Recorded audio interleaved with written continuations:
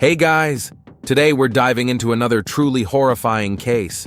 If you want to support my channel, make sure to subscribe and stay active. It really helps me out. I'd be super grateful for that. Let's get started. In the southern part of Dublin, in a neighborhood called Mountainview Park, stood an unassuming house. Inside, several people shared the same roof. A pair of former spouses, their son Richard, their daughter Louise, along with her sons and daughters, and her current partner. The house wasn't large, yet it was rarely occupied by fewer than 10 people at any given time. In such tight quarters, everyday inconveniences quickly escalated into ongoing conflict and constant tension.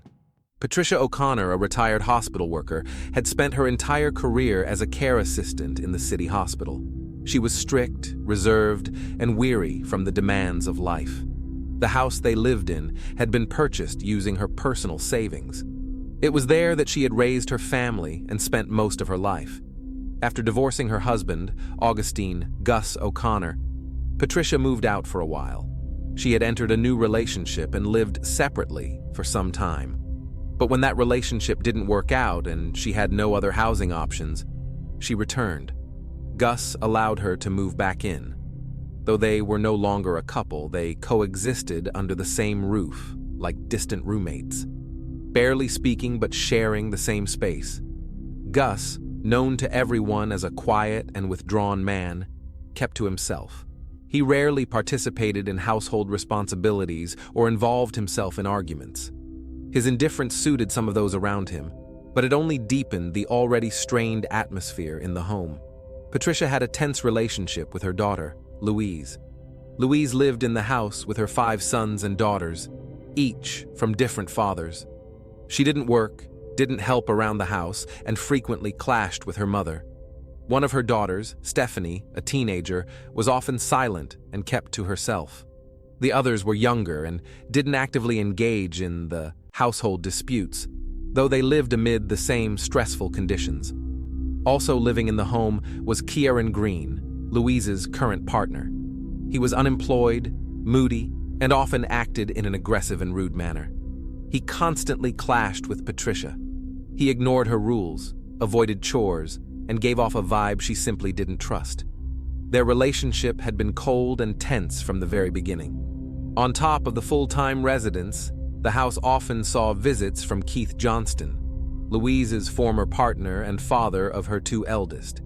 He wasn't officially living there, but came around frequently. For a long time, his role in the household flew under the radar, but it would later become clear that he had been aware of much more than anyone suspected. So, under one roof, lived former spouses, their grown daughter, 5 grandchildren, her partner, and a former son-in-law. Despite her age, Patricia continued to handle most of the household responsibilities.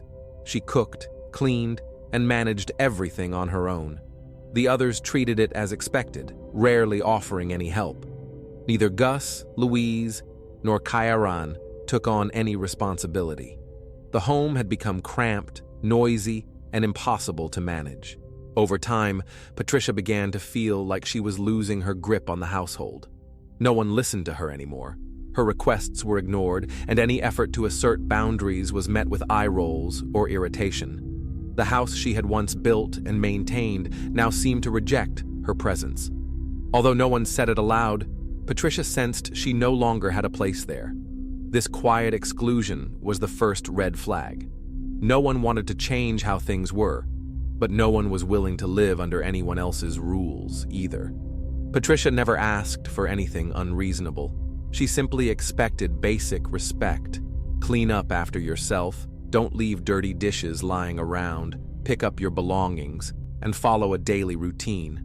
In response, she got silence, avoidance, and a thin layer of passive aggression. None of the other adults took her seriously. Her reminders were brushed off as nagging, something to be tolerated, not respected. Kieran, in particular, made it a point to avoid her. He acted as if he couldn't hear her, even when she spoke directly to him. Louise didn't step in. When things got tense, she would either shut down emotionally or accuse her mother of being too strict. There was no one Patricia could rely on. The house was a mess, and she was the only one who tried to restore order. The daily schedule Patricia tried to keep in place was ignored by everyone else. She would wake up early to cook breakfast, do the laundry, and tend to the yard. The others slept in, left messes behind, and dismissed any effort she made to maintain order. Even the younger ones in the household seemed to sense that the rules didn't mean much around there. The family no longer operated as a unit. Everyone followed their own routine, with little regard for one another. There were no shared conversations, no discussion about everyday matters or emotional issues. What used to be a home that brought people together had now become a fragmented space. They shared the same square footage, but not the responsibility. May 29th, 2017, didn't stand out at first. There were no loud arguments, no calls to emergency services, no reported yelling. But it was on that day that Patricia O'Connor stopped leaving the house. She stopped answering calls. She wasn't seen at any of the places she regularly visited. Despite these sudden changes, no one in her immediate circle seemed to treat her disappearance as an urgent concern. The first person to raise the alarm was Patricia's sister, Valerie. A few days later, while walking her dog near the O'Connor residence, she ran into Gus. During their conversation, he casually mentioned that Patricia had left the house with a suitcase and never returned. According to him, that happened on the evening of May 29th. He also said that Kieran and Richard had already filed a report with the police. This explanation didn't sit right with Valerie. She knew her sister well. A sudden, unannounced departure wasn't like her. Patricia wouldn't have just left her grandsons and granddaughters behind without a word. She had never disappeared before, was always in touch, and never made rash decisions. Once authorities in Ireland received the missing person report, they followed standard protocol, checking hospitals, hotels, and local shelters. But every lead came up empty. Patricia's bank card hadn't been used, no calls had been made from her phone, and there was no trace of her movements after the time she was said to have left. Not a single sighting. Nothing. Investigators asked Louise for a photo of her mother so they could initiate a public alert. This was the first time news of Patricia's disappearance went beyond the family circle. Up to that point, no one outside the immediate household knew she was missing. The whole situation seemed off. Someone was gone, yet no one appeared alarmed. No one had organized a search. Relatives living in other parts of Ireland started acting on their own. They called each other, reached out to friends and local contacts, and even went to the media. But nothing turned up. No one had seen Patricia. They revisited her habits, tried to map out possible routes she might have taken, but there were no leads. Nearly a week passed. The house she was said to have left hadn't been searched. No signs of forced entry, no police reports about threats or aggression. Based on the limited information available, there wasn't enough to formally classify her disappearance as suspicious. But there also wasn't anything to support the idea that she had left of her own will. At that point, investigators began questioning the family's version of events. There was no exact timeline of when Patricia had supposedly left, and no witnesses could confirm seeing her that day. Even the claim that she left with a suitcase lacked any supporting footage or outside testimony. The early phase of the investigation was held back by a lack of solid evidence and by the limited cooperation from those closest to Patricia. What initially seemed like the case of a missing senior citizen began to look different. Beneath the quiet front, there was something more going on. No one in the family mentioned that the house was being monitored from a neighboring property. One of the nearby buildings had surveillance cameras that captured both the front and back yards. Everyone in the area, including the O'Connor household, was aware of them. A few days after Patricia was reported missing, police obtained the footage. And what they found was unexpected. On the morning of May 29th, at about 9:34 a.m., a woman was seen leaving the house with a suitcase. She walked calmly down the street, then returned about half an hour later from a different direction. At first glance, it looked like a person heading out for a trip, but a closer look revealed something strange. The person in the footage wasn't Patricia. It was her granddaughter, Stephanie. She was dressed in Patricia's clothes and moved carefully, as if trying not to attract attention. These actions had been planned in advance. Footage from a neighbor's surveillance camera revealed more than just a failed attempt to stage Patricia's voluntary departure. It exposed coordinated behavior among several family members. The moment Stephanie returned through the backyard became a crucial piece of evidence. The goal was to create the illusion that Patricia had walked away on her own, misleading authorities and delaying any immediate search of the house. Further review of the recordings confirmed that Patricia had never left the home, not on May 29th and not before that either. It also came to light that after that date, someone from the household had used her cell phone to send messages, giving the impression that she was on a journey. This wasn't disclosed publicly right away, but it later became part of the charges related to obstruction of justice. Each adult living in the house played a part. Kieran told law enforcement Patricia had walked away. Louise provided a photograph and backed the same story. Gus repeated it too, without expressing a shred of doubt. Not one of them questioned the truth of what had allegedly happened, even though none of them had actually seen Patricia that day. This coordinated silence and mutual reinforcement of the same version of events became a key characteristic of how they behaved. Investigators found inconsistencies in their statements. Louise claimed her mother's departure wasn't surprising and referenced past tensions, but couldn't name a single specific incident. Gus said Patricia had talked about leaving, but had no idea where she would have gone. Kieran pointed to a stressful environment in the house as a possible reason. Meanwhile, other details didn't add up. There were no signs that Patricia had packed to leave. All of her belongings, clothing, medications, personal documents, and her bank card were untouched. This completely contradicted the story about her supposedly planned exit. None of the neighbors had seen her walk out. There was no taxi, no bus, not even a passing pedestrian who could confirm her departure. The deception unraveled quickly. After Patricia was officially declared missing and police asked the public for help, new information started pouring in. Some witnesses came forward, describing how Kieran and Louise had acted oddly. They avoided conversations, didn't seek help, and showed no visible concern. It all pointed to one disturbing truth. Patricia hadn't left on her own. From the earliest days, it became clear that her disappearance had been staged to cover up something far more serious. On June 10th, 2017, in County Wicklow, along an old route known as Military Road, a family out for a picnic was getting ready to head home. While searching for a lost item in the overgrowth near the roadside, one of them spotted something strange in the tall grass and brush. At first, they assumed it was the remains of an animal, but on closer inspection, it became tragically clear it was a part of a human body. Law enforcement was immediately called to the scene. What followed was a massive coordinated operation. The area was secured, military units and defense personnel were brought in, along with aerial support. Over the next several days, multiple body fragments were discovered scattered along the roadside. In total, more than 100 personnel were involved. Investigators found remains at 9 separate locations along a stretch of roughly 15 miles.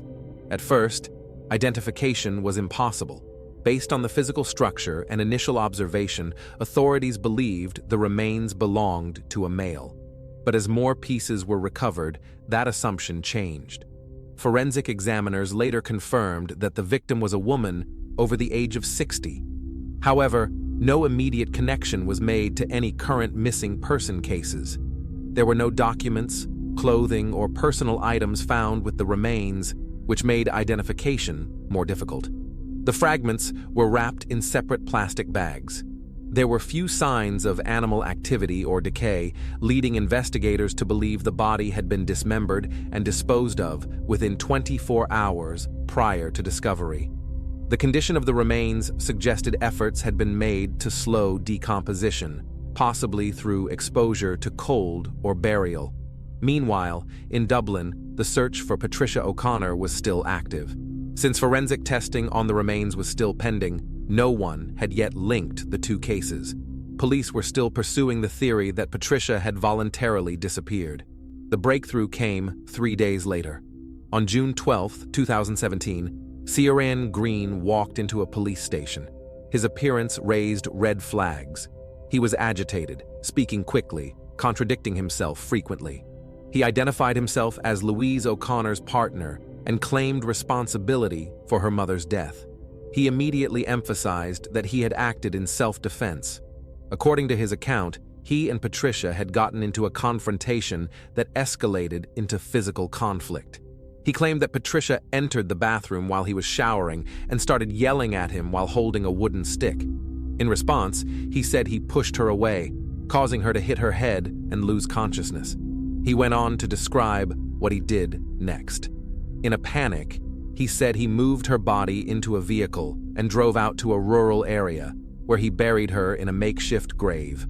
A few days later, he claimed he returned to the site, exhumed the body, dismembered it, and scattered the remains across remote locations in the Wicklow Mountains in an attempt, as he explained, to prevent anyone from finding out what had happened.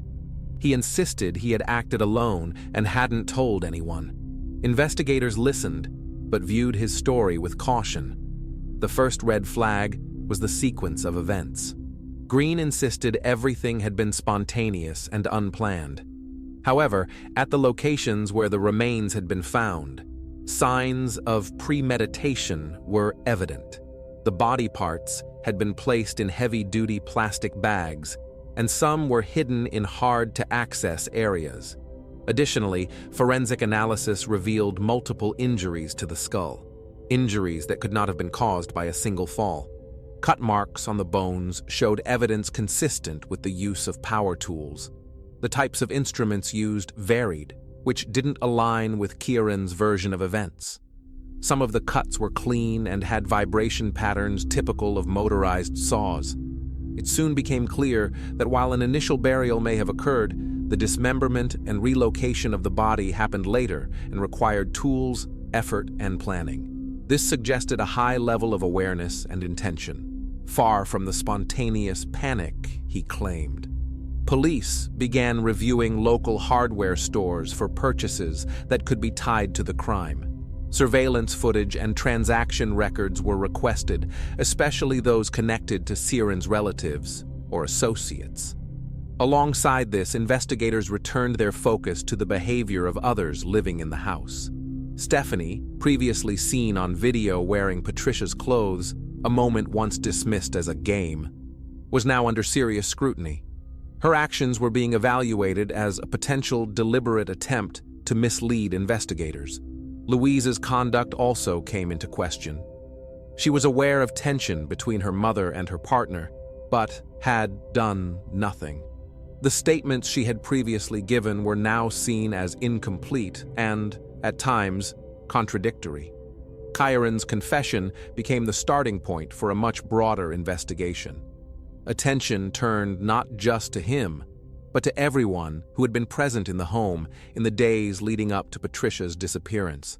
The incident was no longer viewed as a tragic accident. Details suggested the involvement of multiple individuals and a coordinated effort to cover up a serious crime. One of the next investigative steps was to examine any links between Kieran and other men connected to the family. That brought the focus onto Keith Johnston, Louise's former partner. While he didn't live in the house full-time, he maintained regular contact with Louise and visited frequently. Investigators discovered that shortly before the incident, Keith had accompanied Kieran on a shopping trip to a home improvement store. Security footage showed them together, selecting saws, heavy-duty bags, chemical cleaners, and protective gloves. When authorities reviewed the timing of the purchases, it was revealed that these items had been bought after Patricia's reported time of death. This contradicted the narrative of panic and pointed toward premeditated, deliberate action. A new and credible theory emerged. The dismemberment wasn't a desperate reaction. It was a conscious plan to conceal the crime. Later, an anonymous tip led investigators to a possible disposal site near the River Dwyer. A specialized search team combed the area and recovered 2 electric saws and an axe. Forensic tests confirmed the tools had been used in the dismemberment. Bone particles matching Patricia's remains were found on one of the blades. All members of the household were brought in again for questioning. Louise changed her tone. Whereas before she insisted Patricia had left voluntarily, she now claimed she had simply believed what Kieran told her and hadn't known the full story. Her interview lasted several hours. She stated that Stephanie was just helping because she was asked, and that Gus hadn't noticed anything unusual. At the same time, Patricia's son, Richard, gave a conflicting statement. He told investigators that his mother never left the house the day she disappeared, and that the suitcase used in the staged departure was later found in his father's bedroom. Richard's testimony proved critical. He was the only member of the family not involved in the cover-up. He confirmed that Louise had tried to discourage him from going to the authorities, insisting that their mother wanted to leave. This behavior convinced investigators that the effort to conceal the crime extended far beyond a single person. Law enforcement documented all 9 locations where remains had been discovered, officially designating them as crime scenes. Along with the house, police identified forested areas, the original burial site, and the roadside locations where parts of the body had been scattered. A full picture emerged. A crime, followed by dismemberment, transportation, a staged disappearance, and a mutual agreement to stay silent. On January 14, 2020, the trial over Patricia O'Connor's death began in Dublin. 5 individuals faced charges: Kieran Greene, Louise O'Connor, Stephanie O'Connor, Keith Johnston, and Augustine O'Connor. Each was accused of varying degrees of involvement, from committing the act to helping cover it up and interfering with the investigation. The judge warned that the case would be lengthy and complex, given the volume of evidence.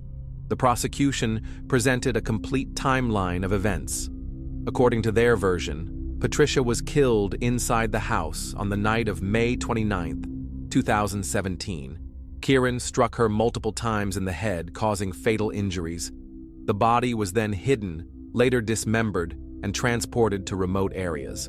That same day, the cover-up began. Stephanie dressed in her grandmother's clothes and was captured on street surveillance cameras. The suitcase used to stage the departure was later found in the house, contradicting claims that Patricia had left voluntarily.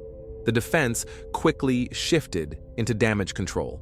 Kieran, who had previously confessed, changed his story at trial.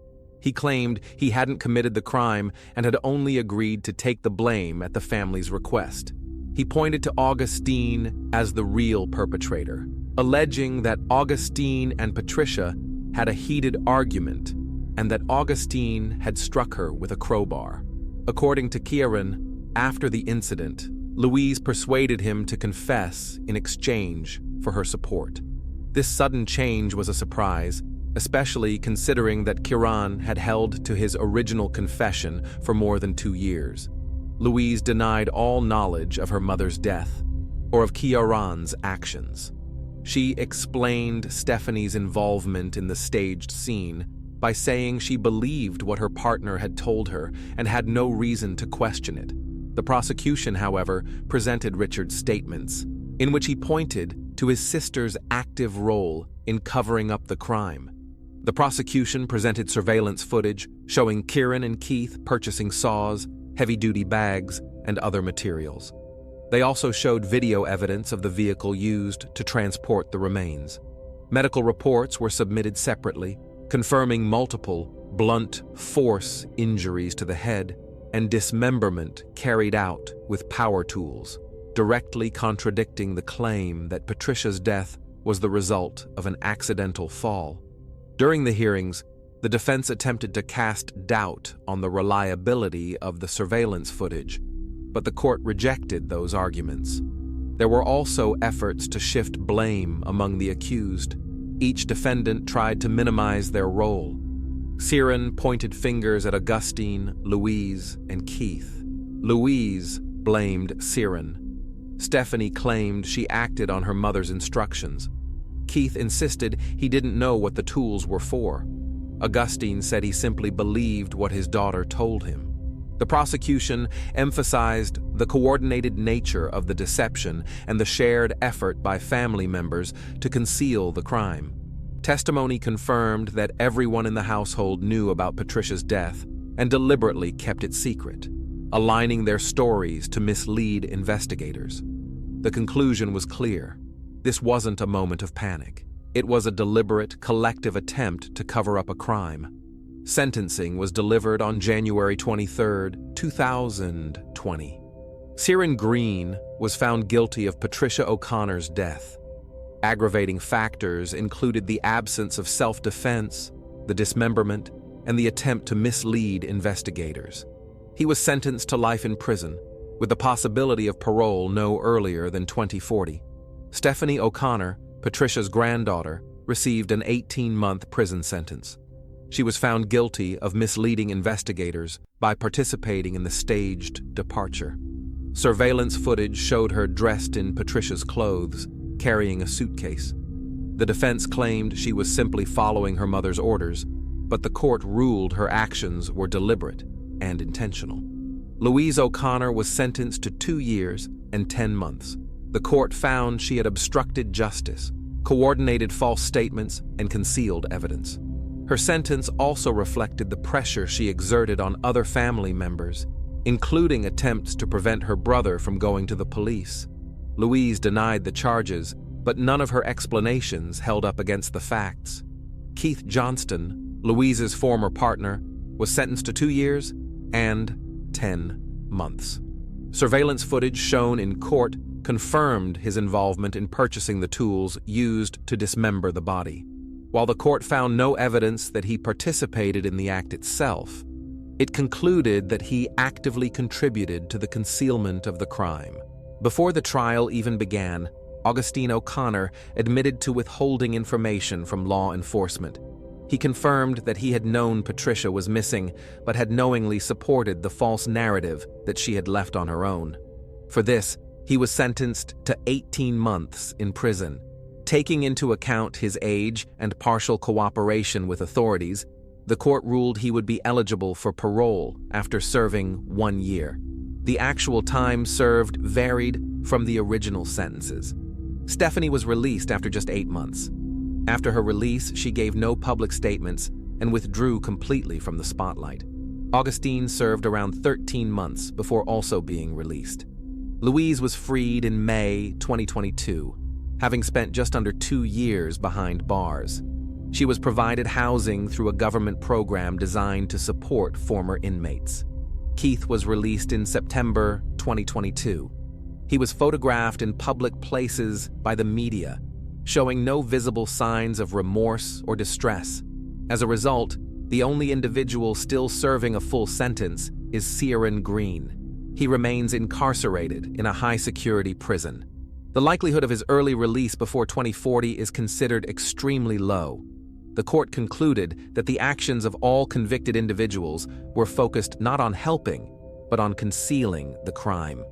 Despite the varying levels of involvement, every adult in the household contributed to the deception and the collective attempt to avoid responsibility. Patricia O'Connor was laid to rest without any public notice. The service was held privately, and only select family members were invited. None of her sisters were informed. Relatives only found out about the burial after it had already taken place, through media reports. Former colleagues, neighbors, and longtime friends from her hometown were not allowed to attend. The closed nature of the ceremony was officially justified as a measure for peace, but it later became clear that it was part of a continued effort to suppress Patricia's memory. Excluding her closest relatives from the burial underscored the deep fracture between family members and revealed that even after the trial, some individuals involved continued to isolate themselves from public scrutiny. Following his release, Augustine O'Connor inherited the home where Patricia had died, along with access to her bank accounts. A few months later, he sold the property for a significant amount. Louise, despite being her daughter, received nothing. Her name wasn't even mentioned in the official death notice. According to Richard, their father blamed Louise for emotional abuse and intentionally excluded her from the will.